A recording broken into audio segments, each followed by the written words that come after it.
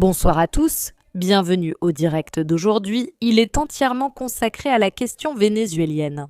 Nous allons analyser les dernières nouvelles à tout moment et surtout la question clé, qu'il est très probable qu'on ne vous raconte pas, et encore moins de manière aussi détaillée et approfondie sur absolument aucune autre chaîne.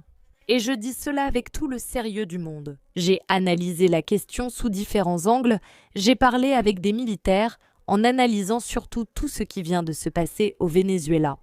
Comment les autorités vénézuéliennes auraient-elles pu réagir? Que s'est-il précisément passé? Pourquoi cela s'est-il passé exactement ainsi? Je suis vraiment convaincu que ce direct va déranger, et beaucoup. Mais nous sommes ici tout d'abord pour parler librement et aussi avec objectivité.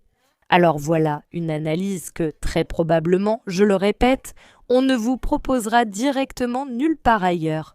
Nous parlerons du Venezuela, nous parlerons de la Chine, nous parlerons de la Russie, nous parlerons des États-Unis et de la vérité sur le pétrole vénézuélien, qui n'est pas exactement celle qu'on essaie de faire croire en ce moment dans les médias occidentaux. Nous commençons directement, sans aucune peur et toujours avec la vérité en avant.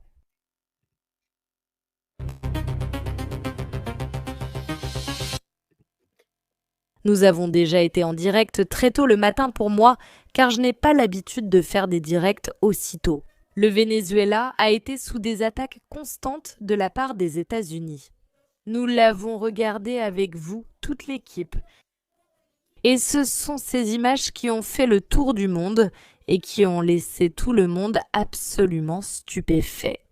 Les États-Unis sont intervenus au Venezuela et aujourd'hui, Donald Trump lui-même a déjà fait ses premières déclarations. La première image de Nicolás Maduro capturée par les autorités américaines a été publiée. Le Venezuela, en théorie, disent-ils, est tombé, mais Delcy Rodríguez, la vice-présidente du pays, qui en théorie est en train de devenir la dirigeante de celui-ci. En principe, elle refuse de remettre la souveraineté vénézuélienne au commandement américain. Même si Donald Trump a prévenu que ce n'était que la première opération et que, si nécessaire, les États-Unis finiront par en mener une seconde. Toutes ces images, en principe, autant que nous le sachions, viennent du Venezuela. J'ai essayé de tout vérifier comme je pouvais parce que nous savons qu'il y a énormément de désinformation dans des moments comme celui-ci quand on essaie de suivre les derniers développements du conflit. Dans ce cas, il y a de nombreux points qui attirent fortement mon attention et nous allons les analyser un par un. Je vois beaucoup de gens confus à ce sujet, parce qu'ils se demandent comment il a été possible d'extraire Maduro aussi rapidement de son propre pays. C'est très probablement la question à 1 million pour moi, sans aucun doute, la question clé. Nous allons analyser certaines images en particulier et je vais vous partager les avis de militaires qui, de première main, connaissent les informations sur ces machines de guerre américaines. Et dans le cas du Venezuela, est-ce que l'attaque américaine nous attendait vraiment? Parce que je vois que beaucoup d'analystes vont dans cette direction. Eh bien, on dirait que le Venezuela est un pays sans armée, une république bananière à la perfection. Sérieusement, quelqu'un le pense vraiment? Et ici, je vais devenir très sérieuse et pardonnez-moi le ton un peu émotif de ce direct. Mais vraiment, j'en ai marre que les gens fassent semblant d'être idiots, surtout les analystes internationaux. Qu'ils fassent les imbéciles et qu'ils essaient soudainement d'analyser les choses comme si elles arrivaient par hasard. Je ne sais pas. Sur une planète différente de la Terre, mais sérieusement, je veux dire, vous voyez cette image en ce moment, des hélicoptères américains qui ne sont vraiment pas comparables, et je dis ça en toute connaissance de cause. Par exemple, au Mi-8 de la Fédération de Russie, c'est-à-dire que ces hélicoptères sont d'une puissance absolument incomparable à celle de ces hélicoptères américains. Ils en ont perdu quelques-uns, pratiquement à certains moments, en Afghanistan. Cela a été un véritable carnage. Maintenant, il se trouve qu'ils volent à très basse altitude en grand nombre. Je ne saurais même pas vous dire exactement combien il y en a, 3, 4, 5, un putain de paquet d'hélicoptères américains. Nous allons le revoir maintenant, survolant le Venezuela à une altitude très très basse. Et regarde, c'est-à-dire, dans l'État vénézuélien, il n'y a pas de défense aérienne. Il n'y a absolument rien. Merde, même pas avec une arme automatique. C'est-à-dire, regardez, je mets l'image en pause parce qu'il y en a au moins 1, 2, voyons s'il y en a plus, 3, 4, 5 hélicoptères. Je vois rien que dans cette vidéo et je l'arrête ici un instant, survolant le Venezuela qu'on peut pratiquement toucher du bout des doigts. Ce sont en plus les hélicoptères que les États-Unis utilisent. Pas non plus en première classe. Je répète, de la ferraille comme celle-ci a été abattue en Afghanistan avec des mitrailleuses. Collègues, et je dis ça en connaissant les faits de très près. Alors, tu es vraiment en train de me dire que personne au Venezuela ne sort même un foutu fusil parmi ceux que le régime vénézuélien a distribués, en fait, à ses amis, et pas seulement à ses amis, à la population civile aussi. Même personne ne sort une foutue aiguille, personne ne sort aucun lance-grenade, absolument rien. Merde. Ils se baladent au Venezuela comme chez eux et il ne se passe absolument rien. Puis la communauté internationale, stupéfaite, déclare « Putain, quelle opération glorieuse des États-Unis qu'ils ont menée au Venezuela, quel grand Donald Trump, bordel, et si cette soi-disant opération glorieuse n'avait été qu'une mise en scène du début à la fin. » C'est-à-dire, indépendamment du fait que Delcy Rodriguez soit impliquée ou non, parce que maintenant aussi, et nous allons en parler très en détail un peu plus tard. Mais, mec, il y a des gens qui ont vraiment perdu la tête avec cette histoire de la Russie, de la Chine et d'autres pays qui doivent venir aider. Mais voyons, pas un seul putain de militaire vénézuélien, je ne sais pas, tu vois les images, pas un seul putain de militaire vénézuélien n'a tiré quoi que ce soit contre l'agression. Yankee. Et tu es en train de me dire qu'il faut que les Russes viennent faire quoi exactement ? Et la dernière chose que j'ai entendue, que nous allons aussi analyser bien sûr, mais là je commence à m'échauffer, on chauffe les moteurs. Tu es en train de me dire vraiment que Vladimir Poutine a vendu le Venezuela, Xi Jinping a vendu le Venezuela, mais putain! Et on ne pense même pas à comment ils ont sorti Maduro, c'est quoi ce délire? Que Poutine lui dise « Allez Maduro, viens, on prend 2 cafés, tu descends ici dans ton quartier, je suis arrivé avec mes gardes du corps, t'inquiète pas, il n'y a absolument aucun danger, on est là avec le pote Xi, alors tu descends, et là, en descendant Maduro au bar, regarde, il s'est fait arrêter par les putains de forces américaines. Sérieusement, est-ce que j'ai vraiment l'air de me moquer de la situation? Mais c'est littéralement le niveau de la grande majorité des analystes que je vois. Ça fait toute la journée que je suis cette affaire et je suis littéralement sidérée par la façon dont les gens annoncent et analysent ça. Je ne te raconte même pas. Effectivement, quand on faisait le premier direct ce matin en racontant les faits au fur et à mesure, eh bien oui, bordel, là il n'y avait pas de place pour l'analyse. Il se passe plusieurs choses. Comment les attaques se sont-elles déroulées? C'est ça? Mais une fois que tu t'assois pour tirer des conclusions et assembler les pièces du puzzle, soit tu es idiote, complètement attardé, soit tu es en train de cacher quelque chose. On ne sait pas exactement pour quelle raison. C'est-à-dire, est-ce que quelqu'un pense vraiment qu'à cause de ce genre d'attaque, même l'Iran, quand les États-Unis se sont fait attaquer, je ne sais plus quoi, ils ont ensuite frappé une base militaire américaine. Mais le Venezuela, rien du tout, hein? C'est-à-dire, comme si c'était le Venezuela, je ne saurais te dire, le putain de pays le plus sans défense, le pays le plus nul du monde entier, qui n'a rien de bon. Et les gens, la défense aérienne russe ne marche pas, mais vous avez vu des vidéos de la défense aérienne russe qui n'étaient même pas en service, c'est-à-dire qu'ils ne l'avaient même pas mise en service. Alors, il y a 2 possibilités. Ou bien, au Venezuela, ils sont tous des imbéciles, même jusqu'à la dernière personne, parce qu'en général, l'armée d'un pays, peu importe Maduro ou pas Maduro, dans l'armée d'un pays. Y a-t-il de vrais patriotes ou bien sont-ils tous idiots au Venezuela, même jusqu'au dernier patriote du pays? Alors, qu'est-ce que tu veux que je te dise? Je n'y crois pas, j'y crois pas du tout. Ou alors, peut-être quelqu'un directement du Venezuela. Et ne venez pas me raconter des histoires avec la Russie, la Chine ou je ne sais qui d'autre. Quelqu'un depuis le Venezuela même a dû conclure cet accord et qui diable a bien pu conclure cet accord? Certains disent Delcy, d'autres Diosdado Cabello. Mais enfin, pourquoi ils extraient Nicolas Maduro avec sa femme, avec la femme, mais bon sang, le chien, ils l'ont laissé à la maison. Il ne leur manquait vraiment plus qu'à prendre les pantoufles de chacun des deux. Sérieusement, ils prennent Maduro et ils vont juger la femme de Maduro pour narcoterrorisme. Madame, sérieusement, franchement, ils n'ont même pas pu tomber aussi bas, même aux États-Unis.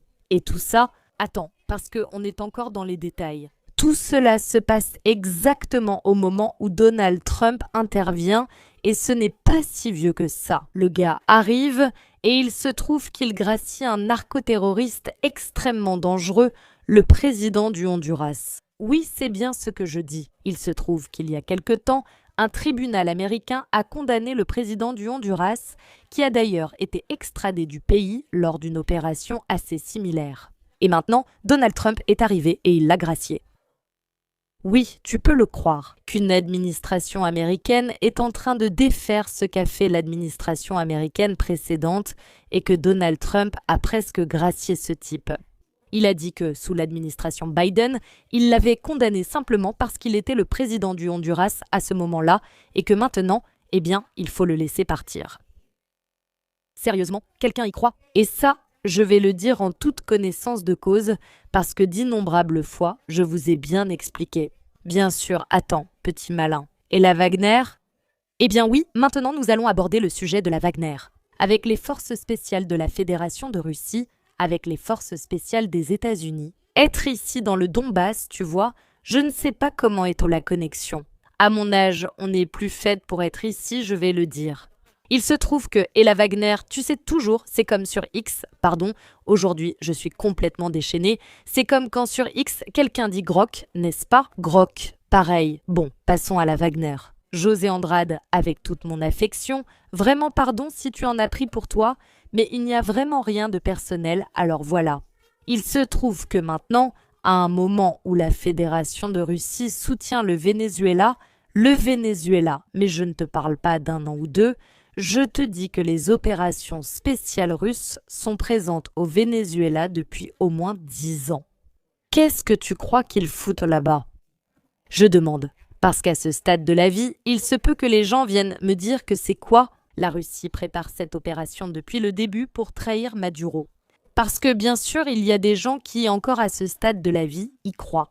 La question, c'est qu'il s'avère que la Chine, la Russie et les États-Unis soutiennent le Venezuela, chacun pour une raison plus généreuse que l'autre. J'ai entendu des choses comme quoi, en Amérique latine, il faudrait alors chasser les Russes parce qu'ils ne défendent pas le bien, mais personne dans ce putain de monde ne défend le bien. Ce qui se passe, c'est qu'entre la Russie et la Chine, ce qu'ils défendent, c'est la souveraineté des peuples, c'est-à-dire qu'ils défendent que la merde, comme on vient de le voir au Venezuela, n'arrive pas. Que ce soit les peuples qui décident pour leur propre pays. Point final. Pour moi, ce monde est bien plus juste. Les États-Unis défendent la loi du plus fort. C'est ce que nous avons observé dans leur comportement. Donald Trump arrive, il pose ses couilles sur la table et alors, il se passe essentiellement ce que les États-Unis décident à chaque instant. Allons-y avec Wagner, soutenu par la Russie, la Chine et d'autres. Tout d'abord, ici je vais devenir très sérieuse, d'accord? Ça fait déjà un petit moment qu'on est en direct et je vais devenir aussi sérieuse que possible. On va commencer ça depuis le début parce que le moment est arrivé. Une Russe va vous parler de ce qui se passe en ce moment du côté de la Russie, mais aussi au Venezuela.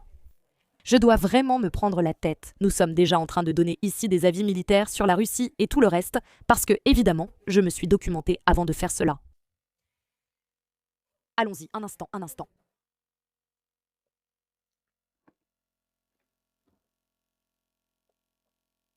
Les États-Unis bombardent le Venezuela en quelques heures à peine. Ils extraient Nicolás Maduro du pays. Et la grande majorité des commentateurs de notre pays, pas tous heureusement, mais énormément de gens regardent soudainement la Russie et la Chine, absolument stupéfaits. Et la Russie, alors? Et la défense aérienne de la Fédération de Russie? Où est cette haute trahison de la part de la Fédération de Russie? La Russie? La Chine a-t-elle vendu Wagner au Venezuela? On ne sait pas vraiment où elle se trouve. Je suis Liu Sivaya, analyste géopolitique et correspondante de guerre présente ici dans le Donbass. Je ne fais pas que travailler ici, j'y vis aussi maintenant. Donc je travaille ici depuis 2022 et j'y vis depuis 2025. Ça fait presque un an maintenant Et si on compte tout le temps que j'ai travaillé ici, ça fait plus d'1 an que je vis ici. Je vais donc vous donner l'avis d'une analyste militaire et géopolitique et je vais vous dire ce que absolument personne ne va vous dire à propos de la Russie, de la Chine et du Venezuela. Les questions pertinentes concernant ce qui s'est déjà passé, eh bien, nous les avons posées à de nombreuses reprises sur cette même chaîne. Et vous avez des vidéos entièrement consacrées aux questions clés de ce sujet. Pourquoi l'extraction de Nicolás Maduro ? Que s'est-il passé au Venezuela et quelles en seront les conséquences? Mais maintenant, nous allons voir et nous allons aborder ce qui me casse les pieds. Très personnellement, il se trouve que je suis russe, il se trouve que je suis analyste et que je me consacre presque en premier lieu aux questions liées à la Fédération de Russie. Donc ce qui m'étonne énormément, c'est que dans toutes ces attaques américaines que vous voyez en ce moment sur votre écran, les gens, voyant parfaitement qu'il n'y a pratiquement aucun type de réponse de la part du gouvernement ni de la part de l'armée vénézuélienne. Regardez d'autres pays, ici cela m'aurait absolument été égal que ce soit la Russie, que ce soit la Chine ou que ce soit n'importe quel autre pays tiers. Cette façon d'analyser le monde en disant qu'ici il y a les bons et là il y a les méchants et que je choisis mon camp parce que ce sont les bons. Ça pourrait être comme ça, mais seulement jusqu'à un certain point. La Chine et la Russie sont les bons dans la mesure où, en défendant leurs intérêts, elles instaurent effectivement un ordre mondial multipolaire. Plus juste, parce qu'elles défendent la souveraineté de chaque pays et de chaque État. Et que ce soit le peuple de chaque État qui décide librement de ce qui se passe dans l'État en question et bien sûr des ressources qui s'y trouvent. Elles défendent donc l'opposé des États-Unis intervenus au Venezuela. Nous sommes jusqu'au cou et Donald Trump a déjà dit la dernière chose. Nous allons contrôler la question vénézuélienne et nous allons faire au Venezuela ce que bon nous semble et nous allons imposer un gouvernement qui nous convient. Parce que nous ne pouvons pas permettre que les sbires de Nicolás Maduro contrôlent quoi que ce soit au Venezuela en ce moment. Mais nous citons ici la Fédération de Russie, Santo exactement, puisque nous sommes en train de citer la Fédération de Russie. La première question qu'il a posée est « Qu'est-ce que la Russie est censée faire pour soutenir le Venezuela ?» La Russie, la Chine, l'Inde ou tout autre pays, enfin, principalement la Russie et la Chine, qui sont ceux qui ont historiquement les liens les plus forts avec le gouvernement vénézuélien. Qu'est-ce qu'ils sont censés faire? Lancer une bombe nucléaire sur Washington et déclencher la Troisième Guerre mondiale. Ils doivent appeler Donald Trump, se ridiculiser mondialement et dire « Donald, s'il vous plaît, arrêtez-vous au Venezuela ». Sérieusement, la Russie doit-elle vraiment s'impliquer davantage dans cette affaire au-delà de ce qu'elle fait déjà là-bas? Parce qu'en plus, je trouve ça incroyable, c'est absolument injuste ce qu'on dit en ce moment sur la Fédération de Russie, parce qu'en réalité, et la Chine a aussi beaucoup aidé. Il se trouve aussi que la Fédération de Russie a récemment envoyé à Venezuela de la défense aérienne. Et ça, je ne sais pas si quelqu'un était au courant de cette affaire ou pas, mais je vais le révéler moi-même. La défense aérienne qui n'était même pas en service en Venezuela. Il se trouve que ceux qui étaient là à brandir le petit drapeau, d'abord on est avec la Russie, et ensuite la Russie, c'est traître de merde, la défense aérienne russe, c'est de la pure merde et ça ne sert à rien. Ils ont oublié de vérifier ces conditions exactes, et il ne manquait plus qu'un militaire vénézuélien en train de manger un donut à côté d'une défense aérienne. Il y a encore celle qui a été livrée à l'époque de Chavez, qui ne semble pas être active en ce moment, et la nouvelle que la Fédération de Russie vient tout juste de livrer. Maintenant, les S-300, je ne sais toujours pas si au Venezuela ils ont compris les instructions ou ce qui s'est passé, bordel. C'est précisément pour cela, évidemment, parce que je ne crois pas du tout que l'État vénézuélien soit un État de merde. Au Venezuela, l'armée ne fonctionne pas du tout. Cela, de mon point de vue, a été convenu dès le début, depuis le Venezuela même. Et peu m'importe que ce soit Maduro lui-même, ou peu m'importe que ce soit son entourage, c'est-à-dire, bon sang, le cercle le plus proche de Maduro. Mais cela ne peut pas être une coïncidence. Mais pour répondre à la question, parce que celle-ci, elle intéresse beaucoup en ce moment. Qu'est-ce qui s'est exactement passé avec la Fédération de Russie et qu'a fait la Fédération de Russie? Les forces d'opération spéciales, qui ne sont pas les forces spéciales, ce sont deux choses différentes. Les opérations spéciales de la Fédération de Russie sont présentes au Venezuela depuis pratiquement des années.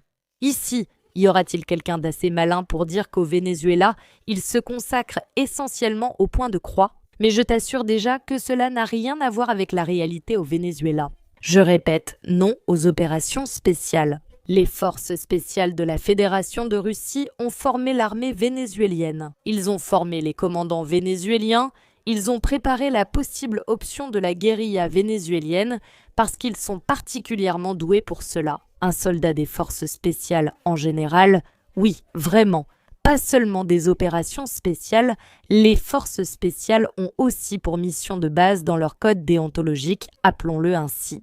Donc si tu ne peux pas atteindre l'objectif fixé et que tu es derrière la ligne 0, c'est-à-dire derrière la ligne de contact, c'est-à-dire sur le territoire ennemi, tu dois organiser un peu de résistance, ce qui signifie que tu dois organiser la guérilla pour fonctionner et effectivement affronter ton ennemi. Est-ce précisément cela que la Fédération de Russie a enseigné au Venezuela? La Russie, bien sûr, a envoyé des armes. La Russie, bien sûr, a aidé le Venezuela à clarifier la question du pétrole, à extraire le pétrole dont on avait tant besoin, à de très nombreuses reprises. Elle l'a également fait en collaboration très étroite avec la Chine, c'est-à-dire que la Chine, bien sûr, a aussi agi en aidant le Venezuela. Mais cela se voit déjà depuis l'époque de la Syrie, et moi ça me casse les ovaires depuis l'époque d'Al-Assad. Et je vais le dire très clairement, Vladimir Poutine l'a déjà dit, et je vais me limiter à répéter ces paroles. Les Russes, nous n'allons pas être plus Syriens que les Syriens, ni plus Vénézuéliens que les Vénézuéliens. Si quelqu'un pense que la Russie doit prendre son contingent militaire et aller s'installer au Venezuela, en plus, maintenant, en pleine opération spéciale en Ukraine. Eh bien, et celui qui compare cela, ce serait le sujet d'une autre vidéo de 3 heures. Celui qui compare ce qui s'est passé des États-Unis au Venezuela et ce qui se passe entre la Russie et l'Ukraine. Puis-je le dire, ou ne sont-ce que des mots? Eh bien, non. La Fédération de Russie ne l'a pas fait car elle ne veut ni ne peut le faire. La Russie n'est pas les États-Unis, non pas pour sa puissance militaire moindre, mais à cause de ses autorisations internationales. C'est la réalité, ça m'énerve, mais c'est ainsi. Ce que les États-Unis sont autorisés à faire au niveau international, la Fédération de Russie n'est pas autorisée à le faire au niveau international. Eh bien oui, c'est comme ça. L'Union européenne a déjà imposé combien? 20 paquets de sanctions à la Fédération de Russie pour ce qu'elle fait en Ukraine. Et pourtant, la Russie attend depuis 2014 que ces foutus accords de Minsk soient respectés, pendant que la population civile était littéralement tuée et que cela n'importait absolument à personne. Mais maintenant, les États-Unis arrivent comme s'ils étaient les gros durs de la cour de récré, prennent le dirigeant d'un pays, le sortent du pays en question et continuent à tout chambouler. Et l'Union européenne est là à dire « Nous défendons la démocratie au Venezuela, nous sommes avec le peuple vénézuélien » en faisant semblant de s'inquiéter. Exprime vivement sa plus grande préoccupation pour l'État vénézuélien. Alors non, la Fédération de Russie ne pouvait pas faire la même chose en Ukraine, mais la Fédération de Russie, la Chine et d'autres alliés ont accompli un travail immense et ont envoyé une quantité énorme d'aide au Venezuela. Aucun Vénézuélien n'a tiré pas un seul coup de feu. C'est la question qu'il faut poser directement aux autorités, parce qu'à l'armée non, l'armée obéit aux ordres, et ça les gens doivent aussi le comprendre.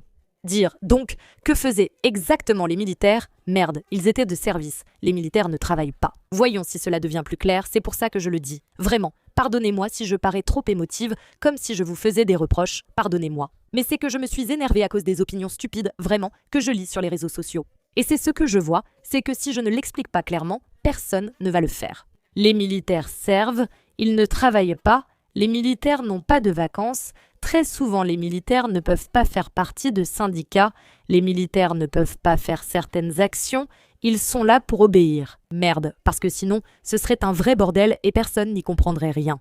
Donc, le fait qu'on n'ait pas agi au Venezuela est une question politique qu'il faut chercher, bien sûr, à l'intérieur du Venezuela. Avec quoi bordel les gens?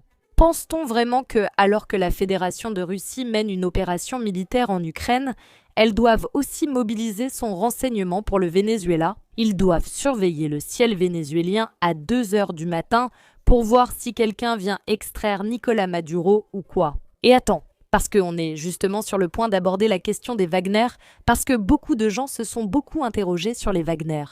Tout d'abord, au sein de la Fédération de Russie, ils se sont pratiquement complètement démantelés à cause de ce qui s'est passé le 24 juin, je crois que c'était en 2022 si je ne me trompe pas, 2022 ou 2023, corrigez-moi si je me trompe d'année.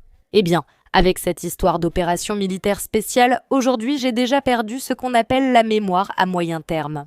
Les Wagner sont-ils encore au Venezuela? Quel cadre reste? Certains sont restés en Biélorussie, d'autres sont partis en Afrique car ils travaillent de la même façon. Beaucoup sont revenus sur le territoire de l'opération militaire spéciale et beaucoup sont actuellement au Venezuela, c'est ce que font les Wagner là-bas. Et comment font-ils? Disons la coordination avec les unités des opérations spéciales de la Fédération de Russie, tandis que les opérations spéciales qui dépendent directement du ministère de la Défense sont là pour former en premier lieu l'armée vénézuélienne, pour former les commandants du Venezuela en premier lieu. Et cela est extrêmement important parce qu'au Venezuela, et en fait, il s'agit vraiment d'une armée qui n'a pas participé à une véritable guerre ni à une guerre active depuis très longtemps. En Russie, ils le savent et ils essaient de l'appliquer et de le mettre en pratique. Donc ce qu'on essaie de faire, et qu'on essaie surtout depuis l'opération militaire spéciale, tout particulièrement, c'est de prendre les cadres intermédiaires de l'armée vénézuélienne et de montrer au commandant du Venezuela comment il doit y faire les choses. Parce qu'un bon commandant vaut je ne sais combien de centaines de soldats. C'est justement ce commandant qui, sur le terrain, fera fonctionner toute ton putain d'armée. Alors, cela a effectivement été complété par le travail du compagnie militaire privée Wagner et du compagnie militaire privée Wagner, pas officiellement, car en tant qu'organisation officielle, elle n'existe pas, mais une partie de sa structure à un très haut niveau. Disons-le ainsi, ceux qui ne sont pas partis en Afrique sont au Venezuela, gérant les points clés sans les surveiller. Les Wagner, putain, où les Wagner viennent en tant qu'instructeurs, les Wagner prennent en charge la garde de Maduro. Attention, attention, je vous donne les informations, les Wagner apprennent à travailler, est-ce qu'ils peuvent? Je ne sais pas jusqu'à quel point on en est arrivé là au Venezuela, mais j'imagine que oui. Ils prennent la garde présidentielle et lui apprennent comment elle doit protéger. Cet objectif absolument clé, le plus important d'un pays qui est Nicolás Maduro. Les Wagner apprennent effectivement à ces cadres spécifiques au Venezuela à protéger des objectifs clés, c'est-à-dire des infrastructures critiques, des ports, tous ces points absolument précis qui sont sur la carte et où il faut placer du personnel militaire très spécifique et souvent, comme des groupes de guérilla privés, je pense que vous comprenez bien, de gardes privés. Donc, les Wagner ont aussi fait leur travail, mais les Wagner ne peuvent pas simplement se mettre derrière Nicolás Maduro. Ni l'armée de la Fédération de Russie ne peut le faire, ni personne ne veut le faire. Mais enfin, il faut se réveiller une bonne fois pour toutes, on ne vit pas dans un monde tout rose. Les nuages ne sont pas non plus... Merde, comment dire? Les nuages ne sont pas en guimauve et le monde n'est pas celui des bisounours. Nous nous trouvons dans une situation où chaque pays ne se soucie que de ses propres intérêts. Les États-Unis, la Russie et la Chine défendent chacun leurs intérêts. Bien sûr, et non, je n'accepte pas qu'on dise, ni dans le cas de la Syrie, ni dans celui du Venezuela, que la Russie n'a absolument rien fait ou qu'elle a trahi qui que ce soit. Le foutu Al-Assad, ce foutu Al-Assad qu'il a. Je l'ai soutenu parce qu'en effet, en Syrie, c'était le moindre mal, mais ça restait le moindre mal. Je vous ai raconté sur cette même chaîne tous les problèmes qu'avait le régime d'Al-Assad. Le foutu Al-Assad est actuellement réfugié en Russie, parfaitement. Et attends, ma belle, voyons. Où crois-tu que va aller Nicolás Maduro, bordel? Pas maintenant, car il y aura le procès, l'affaire médiatique, le bordel et la mer qui les a amenés. Mais après, où crois-tu que va aller Nicolás Maduro, bordel? Je demande. Avec ces informations, vous me direz si la Fédération de Russie et la Chine sont coupables ou non. Mais avant, répondez-moi s'il vous plaît à la question où diable le pouvoir politique vénézuélien a-t-il été pendant tout ce temps? Parce que l'armée suit les ordres, aucune question dans ce cas, mais ceux qui devaient donner les ordres, où diable étaient-ils, en Russie ou en Chine? Bon, on va respirer un instant parce que j'ai énormément d'informations pour vous. Pour cette affaire, j'ai trouvé des informations toutes fraîches. Je voulais vous montrer, enfin, je voulais vous répondre très précisément sur la question de la Russie et celle de la Chine. Mais on va aller très vite ici. José Ramon, nouveau membre de la chaîne, merci beaucoup de nous avoir rejoints. Luis Federico, bois de l'eau. Liu, merci infiniment pour ton soutien, je t'écoute. Ah, si les artilleurs vénézuéliens ressemblaient à tes modérateurs, ici, on ne laisse passer aucun troll. Olé, olé, Luis, on est en pleine forme aujourd'hui, merci beaucoup aux modérateurs. Je sais que le chat est animé, mais aujourd'hui, nous dirons la vérité. Alfredo Marcos Madrid, olé pour ce Madrid excellent. Liu, la seule analyste que j'ai entendue qui dit la vérité. Merci beaucoup pour ce qui me concerne, je fais de mon mieux de toutes mes forces. Jésus Armando, un grand merci à toi aussi pour ton précieux soutien.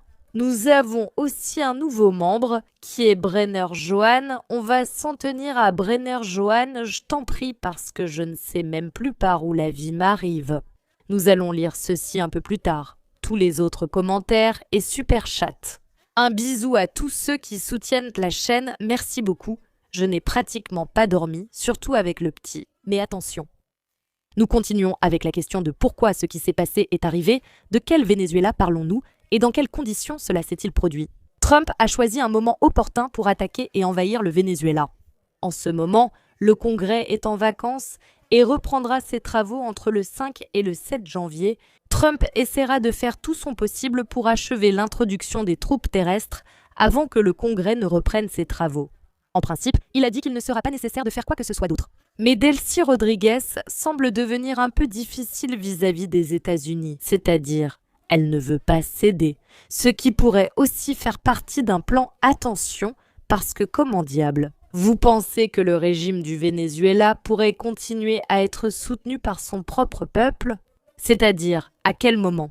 On pense vraiment que les États-Unis viennent simplement et mettent qui ils veulent ? Ou vaudrait-il mieux chercher des alliés, même si depuis les États-Unis, on dit qu'ils font exactement ce qu'on leur ordonne ? Et là, la population américaine est convaincue d'une chose, alors que Delcy Rodriguez convainc les siens du contraire. Et ici, entre les uns et les autres, la question continue de diviser. L'essentiel est que le pétrole du Venezuela appartenait déjà aux États-Unis, mais chaque chose en son temps. Les relations entre le président du Congrès, les relations entre le président et le Congrès sont régies par la loi sur les pouvoirs de guerre. Le Congrès déclare la guerre et fournit l'argent et le président commande les troupes. Après la Corée et le Vietnam, le Congrès a adopté la résolution sur les pouvoirs de guerre en 1973. Elle exige que le Congrès soit informé dans les 48 heures après que les troupes soient engagées au combat sans l'approbation du Congrès. Les troupes ne doivent pas combattre pendant plus de 60 jours, sauf si elles disposent de 30 jours supplémentaires pour se retirer. C'est-à-dire que Donald Trump a choisi un point absolument crucial pour ne pas avoir à demander la permission au Congrès. Et effectivement, cela a été une opération qui a bien eu lieu. Et cela, vraiment, je le répète très clairement, et ce n'est pas moi qui le dis. Ce sont beaucoup de militaires avec qui je parle qui le disent, et qui savent effectivement très bien de quoi ils parlent. Ça, cette opération, ça a été fait n'importe comment. Ils ont sorti leur bite, je te le dis clairement, et ils l'ont mise juste à côté de la bouche. À Venezuela et à une grande partie de la communauté internationale. Ils ont fait ça pour mener une opération purement médiatique. Ça, si par exemple la Russie faisait ça en Ukraine, elle perdrait tous les hélicoptères qui survolent le territoire de cette façon. Et cela n'a évidemment aucun lien avec le fait que le Venezuela n'est pas une bonne armée. Non, je veux dire, l'armée du Venezuela n'a pas tiré pour une raison. Je ne sais pas exactement qui diable a vendu le pays vénézuélien, mais quelqu'un a dû le faire. Quoi ? Vous pensez que c'était pour rien que les États-Unis offraient cette récompense publiquement ? Pour la tête de Nicolas Maduro directement, enfin, ça. Ou bien, aux États-Unis, ils ne connaissent pas la logique militaire, même pas un minimum, ou bien, aux États-Unis, ils savaient très bien que absolument personne n'allait leur opposer la moindre résistance. Ce n'est pas pour rien. Donald Trump a justement parlé en disant qu'ils n'ont perdu aucun soldat, aucun équipement n'a été endommagé. Merde. Il est impossible de réussir une opération aussi parfaite. Et les gens qui y croient maintenant, ce film hollywoodien, à la manière des États-Unis, a gagné la Seconde Guerre mondiale. Sérieusement, vous avez trop regardé de films et je ne comprends pas pourquoi diable vous décidez d'y croire. Mais ça, aucun pays avec un commandement militaire, un minimum formé ne le ferait. Les États-Unis ont une très bonne armée. Bien sûr, mais pas au point de commettre un tel suicide, à moins que, effectivement, cela ait été convenu à l'avance. Et ça, j'en suis absolument certaine, et personne ne me fera changer d'avis là-dessus, parce que je ne suis pas la seule à le dire. Beaucoup de militaires avec qui j'ai parlé m'ont dit « voyons voir ». En Afghanistan, il aurait suffi d'une pierre pour la battre, mais il ne l'a pas été car les États-Unis savaient que cela n'arriverait pas. Le Congrès interrogera Donald Trump sur son droit de lancer des attaques sans autorisation, ont indiqué les législateurs, c'est-à-dire Donald Trump.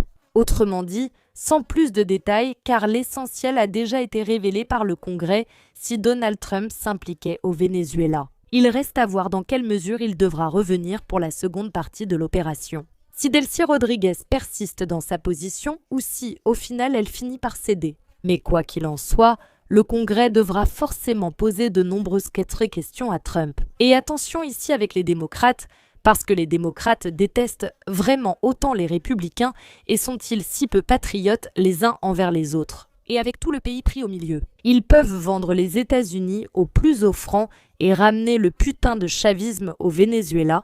Putain, pour eux, comprenez bien l'expression, ils sont capables de prendre le diable en personne, Maduro, et de le remettre exactement à sa place. Du moment qu'ils peuvent emmerder Donald Trump au maximum, donc les démocrates, bien sûr, vont encore beaucoup embêter. La deuxième phase de l'opération contre le Venezuela, si nécessaire, pourrait commencer au moment où l'armée du pays sera complètement prête.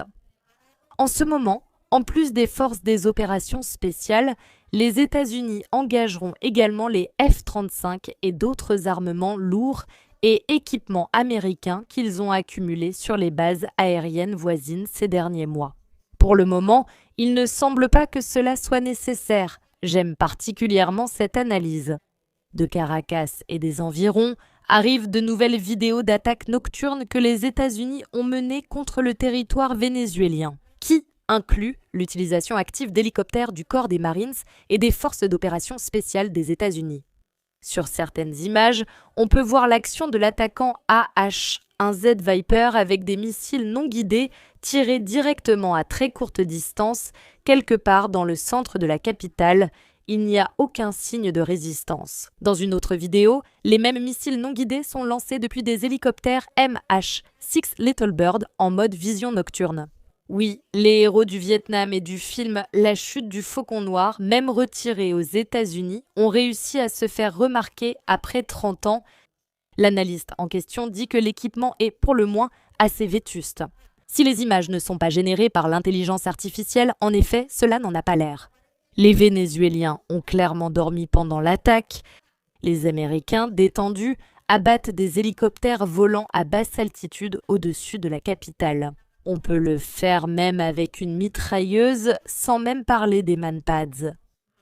En grande partie, cela est la conséquence de la situation évidente de supériorité technique des États-Unis, mais cela pourrait aussi être la conséquence directe d'un pacte entre les parties. Et ici, bien sûr, il faudrait se demander que se passe-t-il si les États-Unis doivent continuer à attaquer le Venezuela et comment réagirait l'armée. Mais ce qui est très clair, c'est qu'il est très peu probable que l'attaque en question contre le Venezuela ait pu la prendre au dépourvu. Ce qui s'est passé ici, c'est que les parties sont clairement parvenues à un accord. Intéressant. Ici, Maduro a eu au moins 1 an et, selon certains indices, encore plus de temps pour se préparer à repousser une éventuelle attaque. Fournir au pays des systèmes de défense aérienne et de guerre électronique, renforcer la protection des sites clés et instaurer une dissuasion minimale durable. Au moins, activer cette défense aérienne russe envoyée. Bonjour, ça va? Y avait-il des partenaires? La Chine et la Russie ont traditionnellement été favorables au Venezuela. Et avec la volonté politique, surtout celle de Maduro. Ils auraient pu aider aussi bien avec les fournitures qu'avec les conseils, et en fait, ils l'ont largement fait. Mais ils auraient dû s'impliquer encore plus. C'est aussi vrai si Maduro l'avait demandé. Et ici, je dois mentionner l'accord militaire entre la Russie et le Venezuela, que certains ont dit que la Russie avait trahi le Venezuela. Parce que, en fait, la Russie avait l'obligation d'entrer en combat, non? Selon l'accord signé entre la Russie et le Venezuela, la Russie n'avait pas l'obligation d'entrer en combat. comme par exemple cela figure dans l'accord signé entre la Russie et la Corée du Nord, la Russie respecte scrupuleusement sa parole en cas de nécessité d'entrer en combat si un accord pertinent a été signé. Elle serait effectivement entrée en combat, c'est aussi clair que cela. La raison pour laquelle cela n'a pas eu lieu n'est pas encore tout à fait claire. À en juger par la situation actuelle, Maduro n'a pas saisi l'opportunité ou l'a fait de manière fragmentée et tardive. La raison pour laquelle cela n'est pas encore le cas, cela pourrait être une surestimation de sa propre résistance, une inertie administrative interne, la peur de provoquer une escalade à l'avance ou un plan préalablement organisé et convenu avec les États-Unis. On ne peut pas exclure un facteur plus banal, la décomposition des élites, le manque d'une motivation unifiée pour défendre le régime. Jusqu'à la fin, je vous le répète, cela pourrait-il aussi être directement un pacte? La situation actuelle des attaques contre Caracas n'est pas encore tout à fait claire car il reste encore trop d'inconnus sur la façon dont cela va impacter les choses. Pour ceux qui sont restés en ce moment dans le régime vénézuélien, en particulier, ce qui va se passer avec Delcy Rodríguez, qui semble maintenant exiger le retour de Nicolás Maduro et affirme qu'il est le leader légitime du Venezuela. En ce moment même, un autre moment pour vous lire et nous continuons avec les analyses car je vous ai vraiment préparé ce qu'il y a de plus intéressant. Il ne me semble pas que cela ait été commenté absolument nulle part. Nous revenons avec Jésus Armando pour le remercier énormément de son soutien. Nous revenons avec Brenner Johan et le voilà maintenant dans la communauté des membres. Un grand merci à Alfredo Marcos Madrid. Merci à toi aussi pour ta contribution, Jésus Armando, encore une fois ici. Aujourd'hui, je crois que la bande argentine va avoir une crise. Elle te demande de te calmer, Liusi Vaya, et de consulter Ruby Luis, le modérateur le plus actif de la chaîne. Merci. Je vais respirer un instant, mais maintenant nous allons revenir avec tout le calme. Enfin, non, nous allons revenir avec toute l'émotion, parce que nous sommes ici pour tout donner. Absolument tout. Merci, Luis. Luis Dario Rodríguez Salas, j'espère que je l'ai bien lu, un gros bisou d'ici et un immense merci pour ton soutien. Usaid enlève-t-il Maduro? Et la Russie n'a pas pu prendre Gostomel, l'homme, l'observateur bleu, celui qui me manquait pour le duo, que la Russie n'a pas pu prendre Gostomel. C'est quoi ce bordel? Nous allons voir l'opération spéciale menée par la Russie. Le débarquement à Gostomel, en particulier, a été une opération militaire absolument glorieuse. Cela a été fait de manière impeccable. Aucun objectif n'a été perdu. C'est-à-dire, pas un seul soldat au moment d'atteindre l'objectif, ni au moment de réaliser le débarquement sur celui-ci. Ce qui a ensuite posé problème, c'était la logistique. Mais l'opération de Gostomel en elle-même a été un succès absolument retentissant. Et cela n'a rien à voir avec la promenade que les États-Unis ont faite au Venezuela.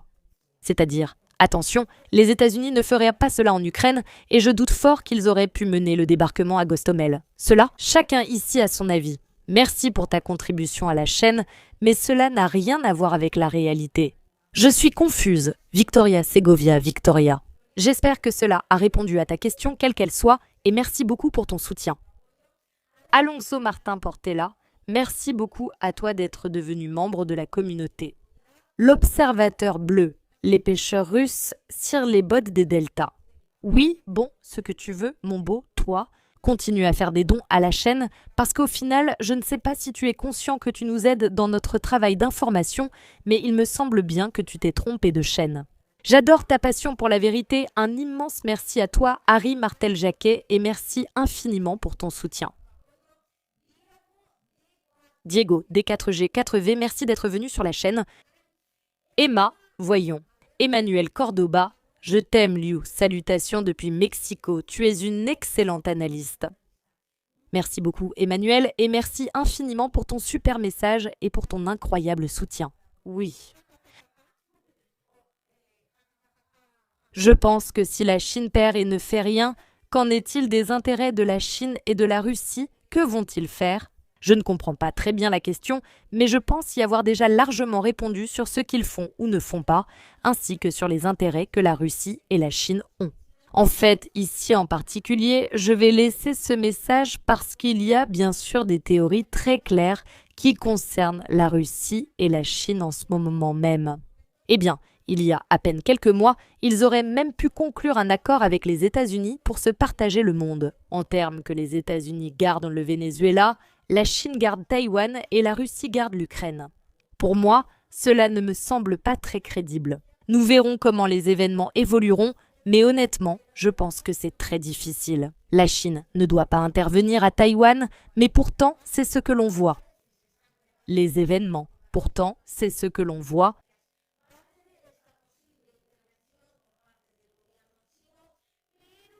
Mais c'est vrai que c'est très difficile, et d'ailleurs, comment les événements vont-ils évoluer? Événement. Mais vraiment, je pense que c'est très difficile. Événement, vraiment, je pense difficile. La réalité, c'est que quelqu'un a trahi Maduro. Luisa, c'est que je ne sais pas comment ce serait correct. Luis Abdiaz, je pense que ce serait un nom de famille, une partie d'un autre nom de famille. Louis, merci beaucoup pour ta contribution. Merci beaucoup pour le commentaire en lui-même, parce que je le trouve vraiment, vraiment approprié. Dans ce cas, la grande question est: où diable étaient les forces vénézuéliennes pour répondre à cette attaque? Et donc, la grande question nous amène à nous demander où était le pouvoir politique du Venezuela? Et pourquoi n'a-t-on pas répondu de la manière appropriée? Édouard de 777, un gros bisou d'ici. Merci beaucoup pour ces 20 adhésions à la chaîne. Nicolas de Abramo. Franchement, ton analyse me rassure, dans le sens où il n'était pas possible que les forces armées en Amérique latine soient aussi inutiles. Et, d'un autre côté, que la domination des États-Unis dans la région soit si puissante. Tu as apporté de la lumière en un jour sombre. Merci beaucoup Nicolas pour ce commentaire. Était-ce vraiment en partie pour cela? Effectivement, les États-Unis ont une très bonne armée. On ne peut pas dire que les Yankees sont des incapables, mais personne, absolument personne, n'est assez incapable pour ne pas réagir dans ces moments-là. Je veux dire, ce n'est pas possible qu'il n'y ait même pas une goutte de force aérienne. Quelqu'un devait s'attendre à cette attaque parce que les États-Unis, littéralement, s'entassaient aux portes du Venezuela. C'est absolument impossible qu'une armée, aucune armée, puisse s'endormir à un moment aussi crucial. Alors, d'un côté, je te remercie pour ta précieuse contribution. Comme toujours, tu viens ici avec tes meilleures intentions. Et d'un autre côté, je te remercie aussi pour ton commentaire. Parce que ce que je voulais vraiment, justement, c'était ça, parler avec clarté, mais aussi essayer d'apporter de la lumière sur un sujet qui semble très obscur. Effectivement, à cause de la façon dont cela a été géré, parce que ce que nous voyons sur nos écrans ne peut pas arriver comme ça, tout simplement. Et cela, sans aucun doute, cache quelque chose derrière, qui reste encore à découvrir. Eh bien, nous allons le découvrir petit à petit, mais je pense que nous ne saurons jamais tout jusqu'à la toute fin. Nicolas, je t'embrasse fort d'ici. Je t'envoie un bisou depuis le Donbass. Yuan Jobs, avec respect. Que penses-tu d'un gouvernement de transition et d'élection? On vous remet Maduro et vous nous laissez tranquilles. Ça pourrait être, mais d'après ce que disent les États-Unis, deuxième partie du direct, nous sommes toujours là pour commenter plusieurs sujets. Il ne semble pas que du côté des États-Unis, ils veulent seulement le pouvoir total et il semble que le Venezuela refuse de l'accepter. Et donc, il ne semble pas que cette affaire soit en train de s'arranger. En théorie, ça a l'air bien et ça semble assez logique en fait, mais ce que je ne vois pas, c'est que cette théorie puisse vraiment tenir debout d'aucune manière. Elle prend l'eau de partout. Juan Jobs, avec respect. Merci beaucoup. Alors, ce serait Juan Jobs Argentine, non? Merci beaucoup pour ta précieuse contribution. Santos et Ruiz. Le véritable réchauffement climatique continue. Mexique. Eh bien, Donald Trump, en théorie, merci beaucoup pour ta question et merci beaucoup pour ton soutien à la chaîne. En théorie, Donald Trump a agi. En fait, petite remarque, Ozzy chilien de l'automatique, l'exploration du siècle et ou Zachary. Que ce soit d'Égypte ou de... Voyons le sous-titre.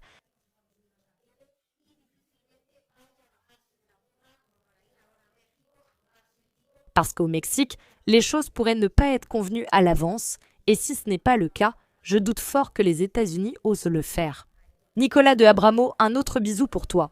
5 abonnements pour la chaîne, 20 autres super abonnements de la part de Luis. Merci beaucoup pour votre soutien.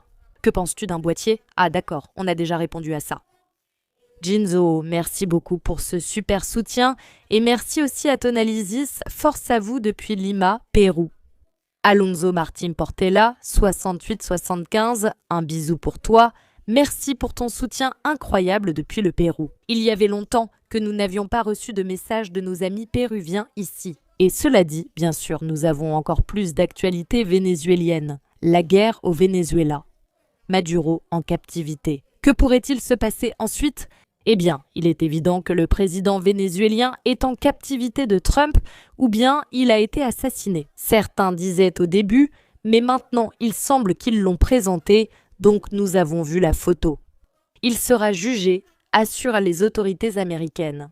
Les forces des États-Unis, après avoir enlevé Maduro, ont temporairement suspendu les actions militaires. Et elles attendent.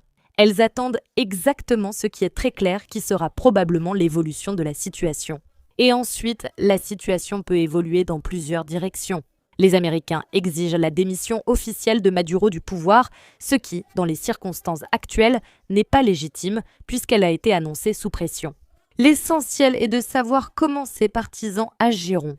Maintenant, c'est à eux de décider s'ils vont résister à l'agression des États-Unis ou se soumettre à la volonté du vainqueur.